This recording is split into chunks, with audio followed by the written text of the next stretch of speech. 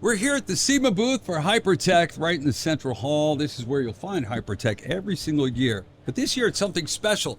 Hypertech decided to sort of honor all the people who have made them successful over the years, the people in motorsports, and to find out what they were going through in the last couple of years, to see what they're putting out right now, what's happening with them. Instead of making it all about Hypertech, they want to sort of give back and give people an opportunity to talk about what they're doing. With that, AJ Hecht from the shop, you are involved with all the back end, the journalism side of dealing with shops. Yeah. And what is that? I mean, you spend your day interviewing people, like I'm interviewing right now. Yeah. This is a surreal moment. Two guys going, okay, what do you got? But what's your day-to-day like? I put together our email newsletter, which, just sharing news with the industry. We cover all segments of the aftermarket, trucks and off-road and racing and restoration. Strangest interview you ever had. Bring it.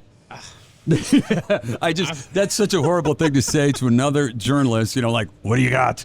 But no, I mean, some of the topics, you guys push a lot of content on both print, right? I think that comes out every month, right? Yeah, monthly, yeah. Okay, and then online, you're kind of the online presence, right? Yeah, and then Jeff White's our editor. He's right. Pretty well known. People love Jeff. Right. He runs the magazine, yeah. Right. So what's that like? I mean, what's your main focus? We're basically just interested in what, how shops are dealing with the current climate, what's trending, what's, maybe falling off a little bit, right. Ways that they can improve their businesses. What are people saying about hiring and the need for people and bodies? Yeah, everyone's having a tough time. Yeah. I mean, has anybody got an idea? Anybody got an idea of what the cure is, or what's missing? Or seems like, and this is the outside looking in. You probably have a closer look at this. Yeah. It seems like there's a lot of cash in the market. Like there's a lot of business. Everybody's super busy. Talk to a pro builder, and they'll say, "Yeah, you have a dream of having us work in your car in 2 years." I think, yeah.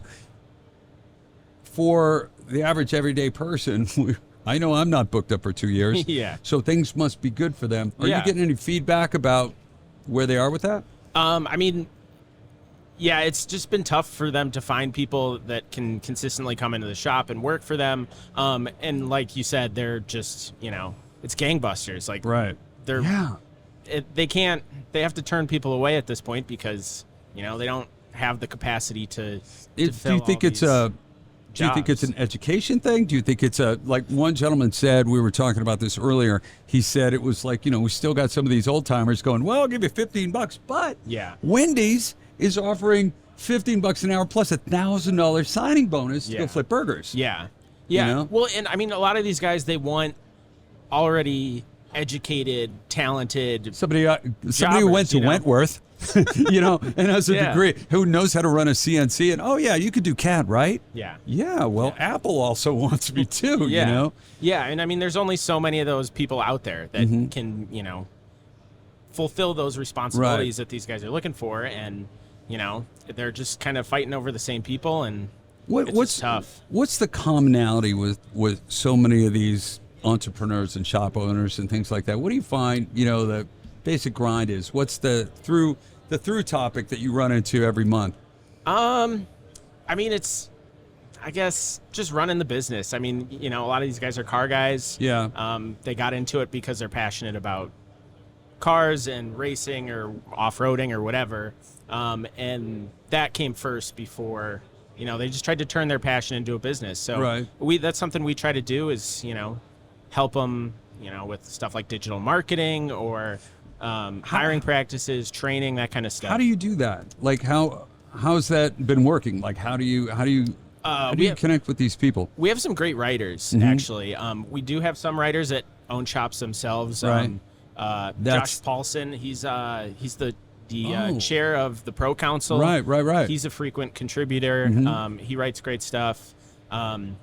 Dino Perfetti, he was also on Pro Council. A lot of resellers write for us. But, it helps hearing directly from people who are at the shop every day, trying to make it work for themselves. What do you think? You've seen a lot of content. Yeah. You're kind of right there. Yeah.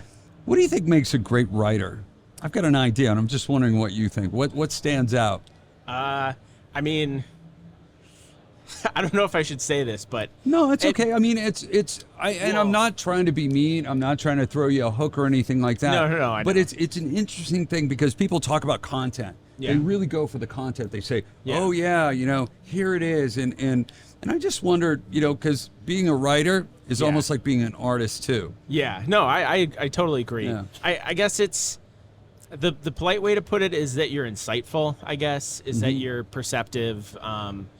You see things and are able to think about it critically and kind of synthesize that into a simpler version for other people.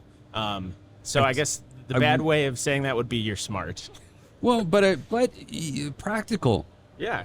Smart comes with the territory. You Yeah. couldn't be in the zone if you didn't understand some of that. Yeah. So I was talking to Mike Copeland from Arrington and Shop Hemi about this hydrogen technology that he Yeah. created with Bosch. Yeah. Now we're not talking about hydrogen as far as a fuel cell. This is actually using it as a fuel itself. Yeah. Very technical. Yeah. That's He has over my head. He has way over my head.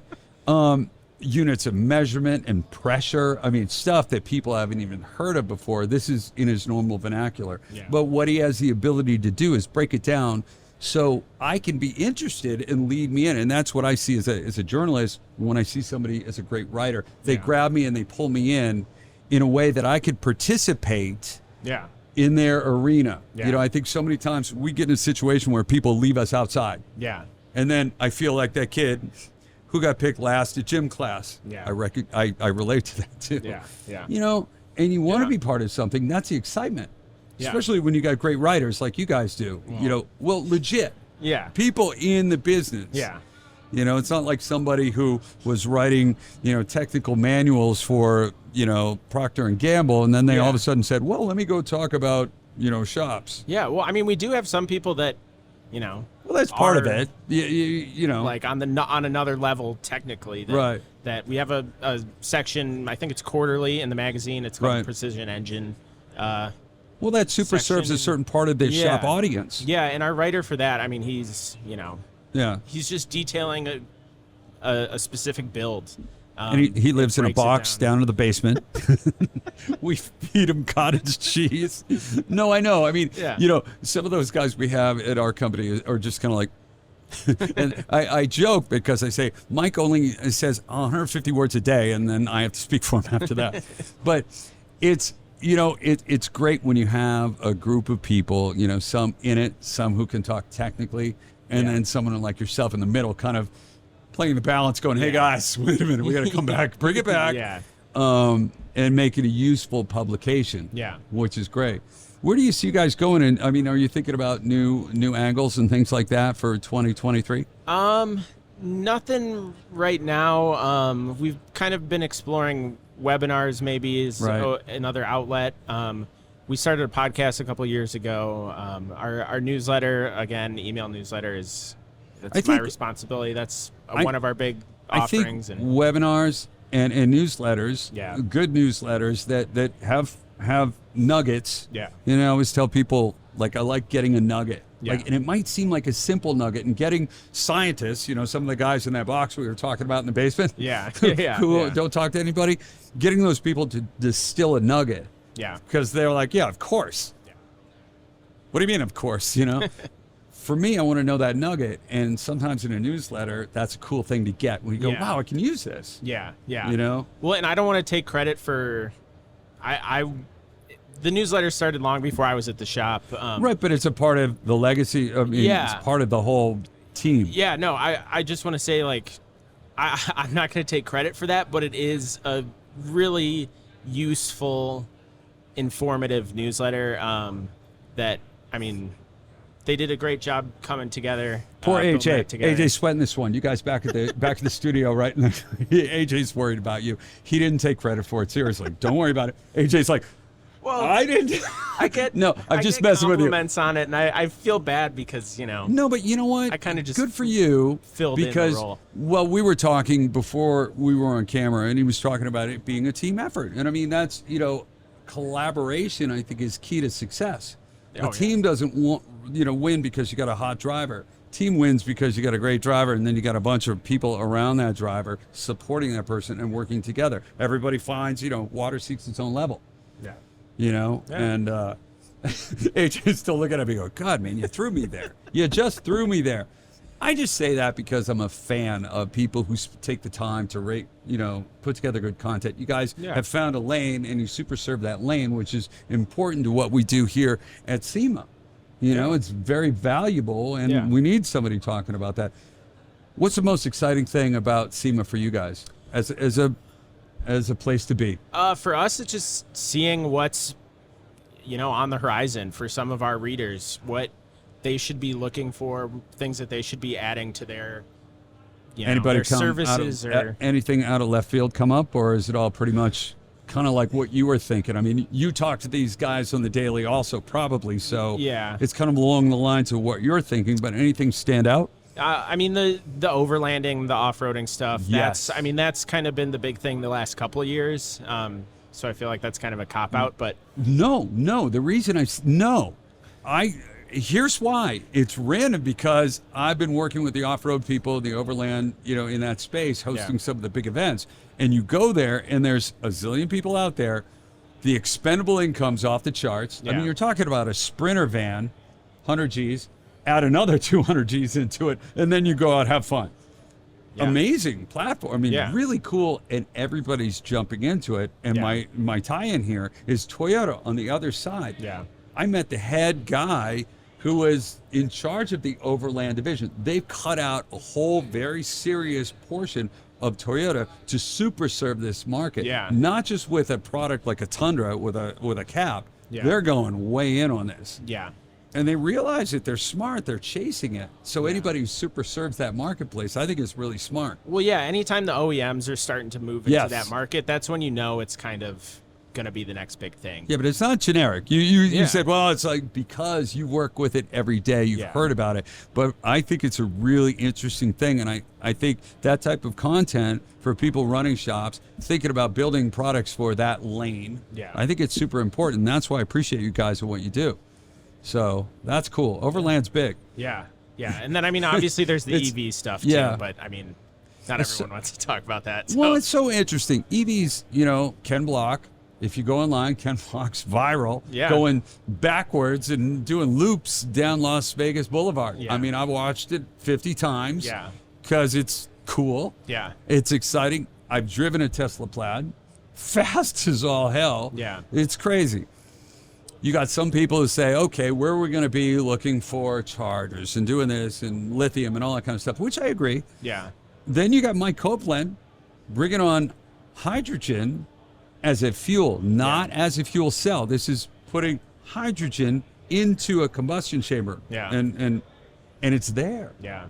They racing a hydrogen truck, a hydrogen fueled truck in Optima this year. Cool. That's really cool. So, and that has, you end up with nothing. Hydrogen, you can get it everywhere. I mean, it's naturally occurring. Yeah.